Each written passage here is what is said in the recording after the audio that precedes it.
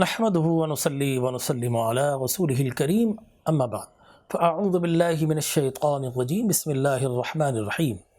يا ايها الذين امنوا كتب عليكم الصيام كما كتب على الذين من قبلكم لعلكم تتقون صدق الله العظيم وصدق رسوله النبي الكريم الامين الرؤوف الرحيم۔ محترم مکرم ناظرین کرام، السلام علیکم ورحمۃ اللہ وبرکاتہ۔ ناظرین کرام، ماہ رمضان اللہ کی رحمتوں اور برکتوں کا مہینہ، اور اس مہینے میں اللہ تبارک و تعالی اور اس کے پیارے حبیب لبیب علیہ الصلاۃ والتسلیم نے ہر عاقل بالغ مرد، مقیم، اور مرد ہو یا عورت ہو، مقیم پر، صحت مند پر فرض کیے ہیں، اور اس کی علت یہ بیان کی ہے، کتب علیکم الصیام کما کتب علی الذین من قبلکم لعلکم تتقون، کہ تم پر فرض کیے ہیں، لیکن یہ مت سمجھنا کہ مشقت میں تم پڑے ہو تو فقط تم پڑے ہو، نہیں، کہا گیا کہ تم سے پچھلی قومیں، پچھلی بھی یہ روزے رکھا کرتے تھے، لہٰذا اے ایمان والو، تم بھی اللہ کا قرب، اس کی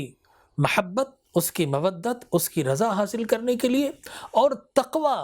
پرہیزگاری کی دولت حاصل کرنے کے لیے اب تمہیں بھی اللہ کی بارگاہ میں مخصوص دورانیے میں اور روزے رکھنے ہیں۔ چنانچہ یہ بتایا گیا پچھلی اقوام، پچھلی بھی روزے رکھا کرتے تھے۔ ایک بریف اگر ہم کنکلوژن لیں اور ایک بریف اگر ہم تھوڑی سی ایک نگاہ ڈالیں تو ہمیں یہ پتہ چلتا ہے کہ صاحب آدم علیہ الصلاۃ والتسلیم زمین پر تشریف لائے، لیکن چونکہ وہ جنت سے آئے تھے، جنت میں اللہ کے انوار و تجلیات تھے،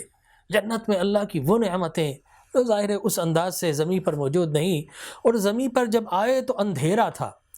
کئی سو سال تک توبہ و استغفار کرتے رہے، اور پھر آقا کریم علیہ الصلاۃ والتسلیم کے نام نامی، اسم گرامی محمد صلی اللہ علیہ وسلم کا وسیلہ دیا تو اللہ تبارک و تعالی نے آپ کی توبہ کو مقبول فرمایا، اور یوں دنیا کا کاروبار چلا، اور پہلی مرتبہ سورج نکلا۔ جیسے ہی سورج کی پو پھوٹی تو حضرت آدم علیہ السلام نے اظہار تشکر و امتنان میں بے اختیار اللہ کی بارگاہ میں جبین نیاز کو بارگاہ بے نیاز میں جھکا کر 2 رکعت نماز شکرانہ ادا کی، اور اللہ کے پیارے حبیب لبیب علیہ الصلاۃ والتسلیم نے حضرت آدم علیہ الصلاۃ والتسلیم کی اس سنت کو، غلامان مصطفیٰ کو فجر کا تحفہ عطا فرما کر آدم علیہ الصلاۃ والتسلیم کی سنت کو جاری و ساری فرما دیا۔ تو یہ نماز سب سے پہلے حضرت آدم علیہ السلام نے، اور پھر انہوں نے، چونکہ وہ ایام تھے 13، 14، 15 چاند کی یہ تاریخ ہیں جن میں حضرت آدم علیہ الصلاۃ والتسلیم تسلسل و تواتر کے ساتھ روزے رکھا کرتے تھے، جسے آج ہم ایام بیت کے نام سے یاد کرتے ہیں۔ لہٰذا آدم علیہ الصلاۃ والتسلیم کی اس سنت کو بھی رسول مکرم صلی اللہ علیہ وسلم نے ہر ماہ کے 13، 14 اور 15 تاریخ کو اور روزے رکھ کر اس سنت کو بھی جاری و ساری فرمایا۔ آدم علیہ الصلاۃ والتسلیم کے بعد ثانی آدم حضرت نوح علی نبینا علیہ الصلاۃ والتسلیم، پوری دنیا غرق ہو گئی، نہ جانے وہ کیسا سونامی تھا کہ پوری دنیا کو ڈبو گیا، فقط کشتی نوح تیر رہی تھی، باقی ساری دنیا تہو بالا ہو چکی تھی۔ ایسے عالم میں کشتی چلتی رہی، کنارہ تلاش کرتی رہی، اور کئی دنوں کے بعد انہیں کنارہ ملا، اور جیسے ہی کنارے پر پہنچے پانی نیچے کی جانب ڈرا کر گیا اور پانی آہستہ آہستہ چھٹنا شروع ہو گیا، تو انہوں نے اللہ کی بارگاہ میں تشکر کے طور پر روزے رکھے، اور یہ پہلی مرتبہ 30 روزے جو رکھے گئے، یہ حضرت نوح علی نبینا علیہ الصلاۃ والتسلیم کی سنت، جس کو آقا کریم علیہ الصلاۃ والتسلیم نے 29 یا 30 ماہ رمضان کے روزے عطا فرما کر اس سنت کو بھی جاری کر دیا۔ اس کے بعد ہم دیکھتے ہیں کہ اللہ کے ایک اور برگزیدہ نبی جو کہ جد الانبیاء ہیں، حضرت ابراہیم علیہ السلام، آپ جس قوم میں تھے وہ قوم سائبین تھی۔ سائبین وہ قوم تھی جو کہ چاند، سورج، ستارے، عناصر و کواکب کو، مظاہر فطرت کو، ان کو پوجا کرتے تھے۔ سورج سر پر آ گیا تو سجدہ کرتے تھے، نکلتا تھا تو سجدہ کرتے تھے، غروب ہوتا تھا تو پھر اس کو الوداع کہنے کے لیے پھر سجدہ کیا کرتے تھے۔ آپ کو یہ حکمت سمجھ میں آ گئی کہ مسلمانوں کو ان اوقات میں سجدے سے کیوں منع کیا گیا؟ کہ قوم سائبین، سورج نکلا استقبال کے لیے سجدہ، سورج جب بالکل ضحوہ کبریٰ درمیان میں آ گیا جسے ہم زوال کہتے ہیں، بالکل نصف النہار پر،